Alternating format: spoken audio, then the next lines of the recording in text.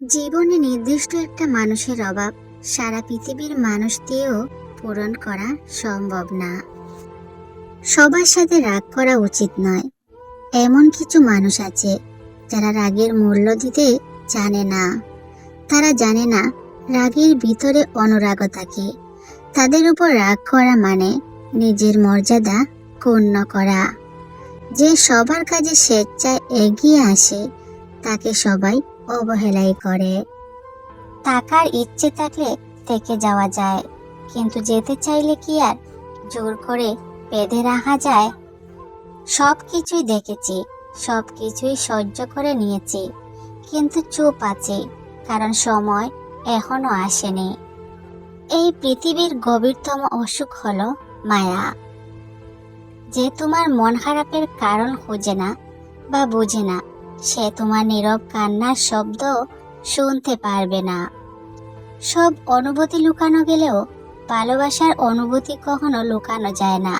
সূর্যের আলোর মতোই এটা প্রকাশ পায়।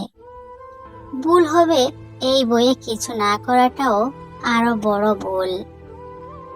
যদি বলো কাউকে ভালোবাসি, কিন্তু সে বুঝেও আমায় কষ্ট দেয়, তখন কি করব? আমি বলবো তাকে স্পেস দিয়ে দূরে চলে যাও। নিজের জীবনটা এমনভাবে করো যাতে সেই ব্যক্তি তোমাকে দেখে আফসোস করে। নিজেকে বদলালে সমাজ তোমাকে বাহবা দেবে। যারা তোমার ছেড়ে গেছে তারা তোমার পিছনে ঘুরবে, আর সেদিন তোমার দিন আসবে। পা পিছলে পড়ে যাওয়া লজ্জার কথা নয়, বরং যথাসময়ে উঠে দাঁড়ানোটাই লজ্জার ব্যাপার।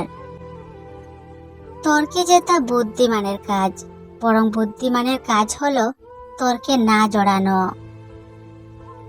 তুমি যতটা মূল্যবান ততটা সমালোচনার পাত্র হবে। বুদ্ধির সীমা আছে, কিন্তু বোকামির কোনো সীমা নেই। জ্ঞানী মূর্খকে চিনতে পারে, কেননা সে জ্ঞানী। প্রকান্তরে মূর্খ জ্ঞানীকে চিনতে পারে না, কারণ সে মূর্খ। বন্ধুত্ব একটি ছাতার ন্যায়। বৃষ্টি যতই প্রবল হয়, ছাতার ততই প্রয়োজন পড়ে।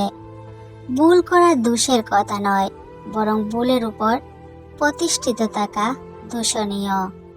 মানুষের সাথে বন্ধুত্ব ছিন্ন করে উপার্জন করতে যেও না, কারণ বন্ধুত্ব স্থাপনই অর্থ উপার্জনের গুরুত্বপূর্ণ মাধ্যম। মানুষের সাথে সে রূপ আচরণ করো যেমন তারা পছন্দ করে, নিজের পছন্দ মাফিক আচরণ করো না। আম্মুকের সাথে তর্ক করো না, কারণ মানুষ হয়তো দুজনের মাঝে পার্থক্য করতে ভুল করবে।